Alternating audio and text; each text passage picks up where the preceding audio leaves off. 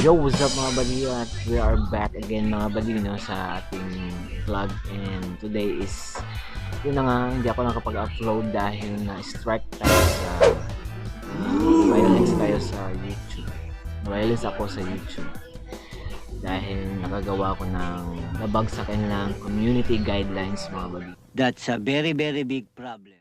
So yun mga buddy, sa 1 week akong hindi makapag-upload. At ito, so ma-upload ko to sa FB page ng bago na talaga ang guidelines ni YouTube mga buddy. Mas naging sensitibo siya sa lahat ng mga gagawing video mga buddy. So sa lahat ng gustong mag-YouTube, mag-vlog sa YouTube platform mga buddy, medyo mahirap mga buddy dahil sensitibo na talaga si YouTube mga buddy. So careful ka nang mag-vlog, so mag-iwas ka sa lahat ng copyright. Maraming bawal na sa YouTube mga buddy. So yun mga buddy, ang information now mga buddy, updates sa pag-vlog ko mga buddy. Yun, medyo nakakainis at nakakadismaya mga buddy.